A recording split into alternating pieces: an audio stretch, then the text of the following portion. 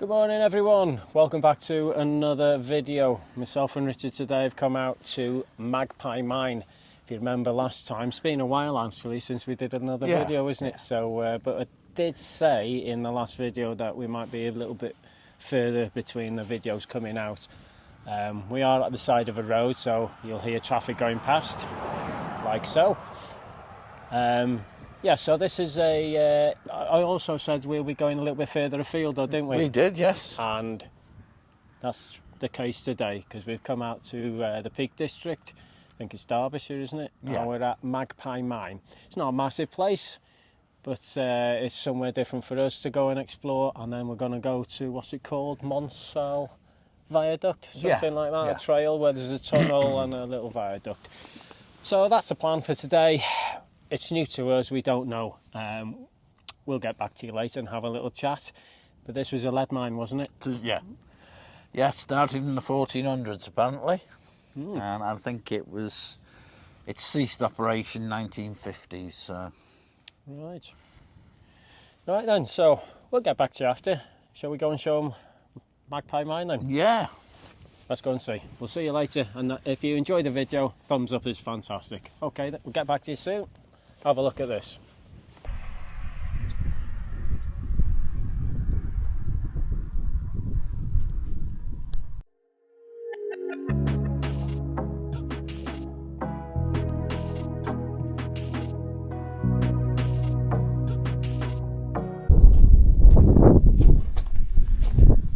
So this board tells you a lot about what was going on. Very interesting stuff. Yeah. Well, if people want to have a read, they can pause the video and read that now. Take a picture as well, so they've got two options.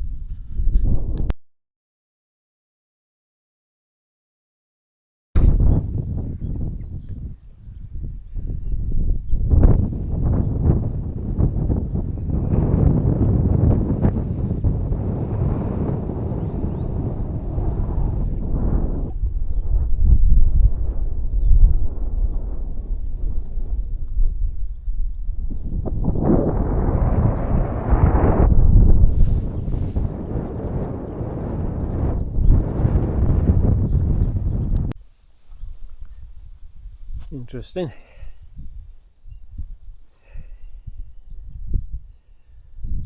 Another strangely sloped roof over there. I'll have a look at that soon. But first of all, let's have a look at this main building.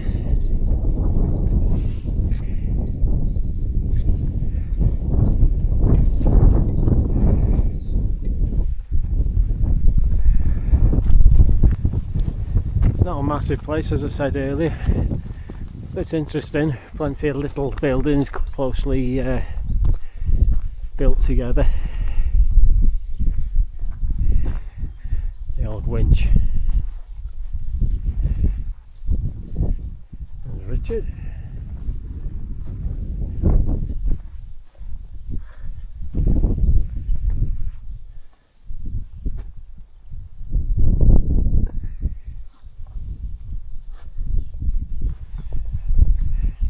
Have you read this?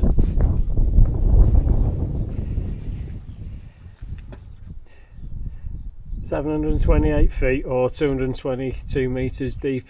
The bottom parts are flooded." You can pause the video to read that if you like.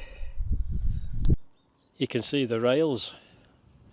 So the carts used to go up and down. You think? Yeah. Some sort of cage. And the pulley system.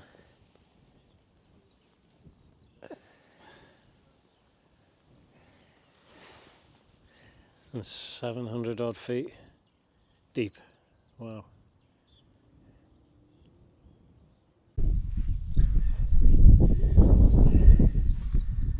Wheel that way as well.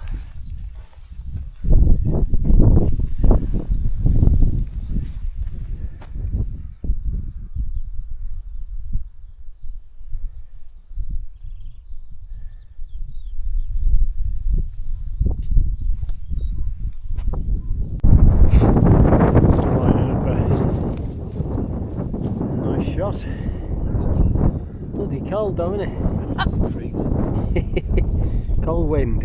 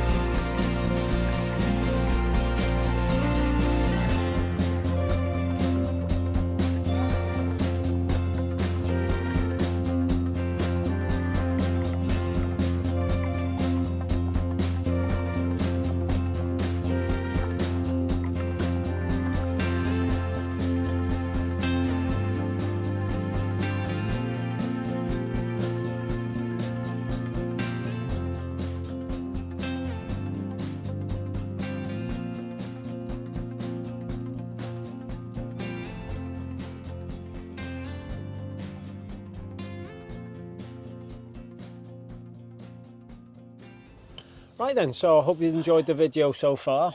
Quite an interesting place actually, isn't it? It is, very, yeah. It's you can still see it behind us. Little chat, we've still got more to go, the second part of the video, so stick around for that. But on our last video, about a month or two back, as we said, anybody's got any ideas, they want us to have a chat about something. Chap I've talked about before, Keith. Thanks very much, Keith. He is a genuine subscriber and interacts quite often, so he put a point across and it was a great question, and I've wrote it down, which is the book comes in handy, like I said. He just says, what are our thoughts on when a photo becomes art? At what point does it go over?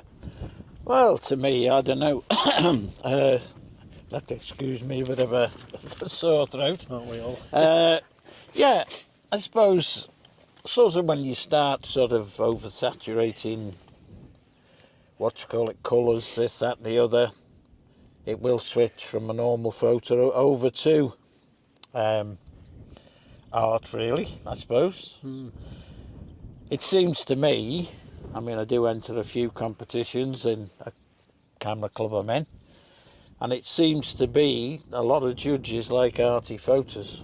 Right. Now, whether one thinks that's the right way or the wrong way, I suppose it's a personal choice, isn't it? But most definitely, I'd say oversaturating a photo of colours to become unlooking, well, not looking real, I suppose, really. Right, yeah. I don't know what your thoughts are. Well, it's like photography itself, really. I mean, it's subjective, isn't it? Because, I mean, you summed it up great there, and very, very similar. It's a natural you know, that borderline will vary from person to person, Yeah, depending on, say, if the cap fits, but what their general style is. If, you know, there's no harm. I mean, you know, there's when is it art? Some people that produce oversaturated stuff, as you said, will probably still like to be called a photographer, because everything starts off with a click of a button. Yeah. But it's what you do to it after, and I think it ties in with, well, editing. Yeah. Really, I mean, it starts off as a photo, but if you, like you said, over process it, then it becomes art. Even if you're, you know, a lot of people just use the sliders, won't they, and whack them over to the right, which is, you know, but I suppose art falls into the same category for me as creative photography, because if you use composites, for instance, that's creative and it's become art. Some people are very good at it, you know. Oh, yes, some people very. Not so, shall we say. Yeah. ICM, Yeah. not into that at all, but there's No. very, very few. I mean, each to their own, but there's been one or two that I've seen, and I thought, it actually works quite well. Yeah. But it's very, very few and far between, from my point of view, personally. But stuff like that, you know, and if you're replacing a sky, you know, that becomes art. And I think there's too many of these things out now on Facebook, you know, like get these presets. You're taken away from the photography.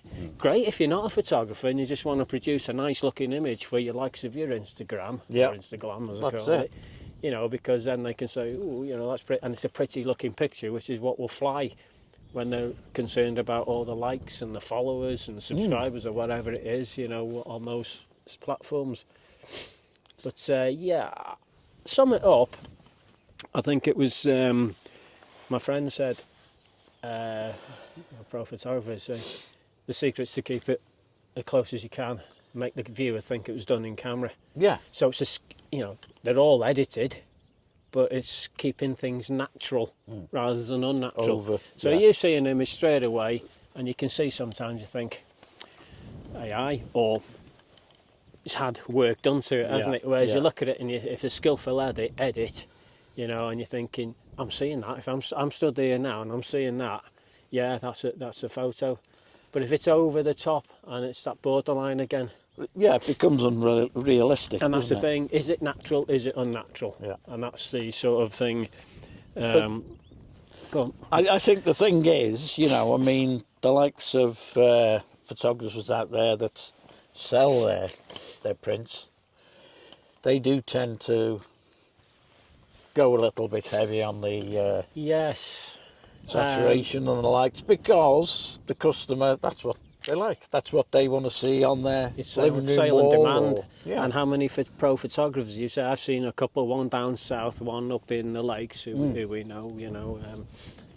And they've said themselves, the guy in the lakes, we'll name him, Stuart McGlennon, fantastic. He said, basically, he's got to shoot how he doesn't want to. No. So, that was it. Anything else to add? No, I can't think of any, to be honest. I mean, it's like you say, it's subjective. Yeah. But from my point of view, your point of view, because basically the same, is it natural or is it unnatural? Well, that's it. Yeah, so you've got your own thoughts, but I mean, we're not falling out over it. It's just an opinion from our point of view, and that's what we think. The point is, whether it's art or photo. Yeah. Starts off as a photo, but it's what you make of it. Do you make it into art, or you keep it as a photo with a skillful edit? And that's it. So anyway, that's our thoughts on it. Whether you agree or nothing, you know, or not, it doesn't matter. We're not falling out. No. It's an opinionated world, and it's trying to look at it as with an open mind. You know, we are what we are. We do what we do. But at the end of the day, you know, that's the way I think. Natural or unnatural, art or a photo, simple. We're going to carry on now. We'll have a bit of dinner. We're going to head to our next destination, and we'll get back. There'll be more photos, hopefully more drone work. Yeah. Okay then, so we'll see you later on, and we'll have another little chat around where we are after. Okay, till then, see you then. Bye. Yeah, Bye. catch you soon. I noticed it did. Why has that gone dark? I noticed it did this. because of the time, 7 minutes. It's still working. Oh, is it? That's why I...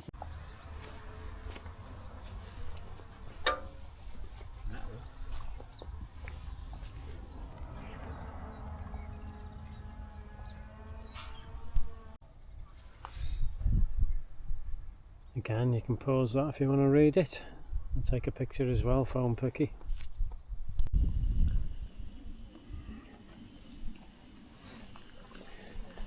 So this will be an old railway station. Looks like it, doesn't it? With the we're on the actual rails. Yeah.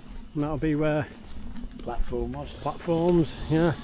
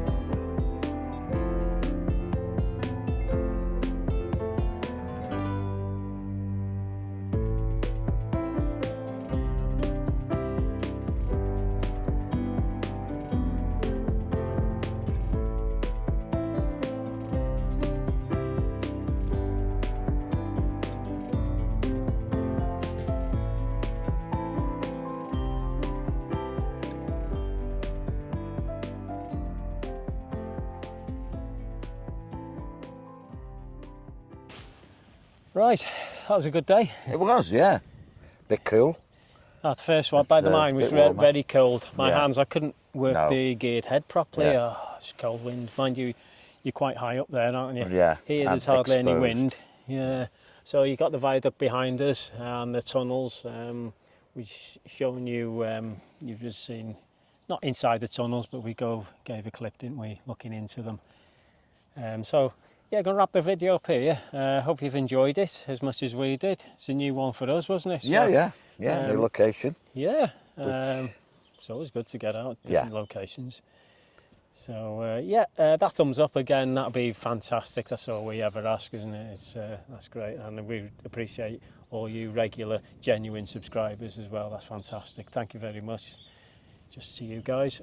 Next time, it might not, like I said, it might be a little bit further between the videos, but we're heading a little bit further afield, like today. So. You know, the only thing I can suggest you do is for you genuine subscribers, hit the notification bell, because it might be a month, it might be 2 weeks' time, who knows? But it might be a month like this has been. So anyway, that'll just notify you. So once again, thanks very much. And until next time, wherever you are and whatever you're doing, stay safe, have fun, and Keep shooting. keep shooting. See you then. Thank you very much. See you next time. Bye. See you now. Bye.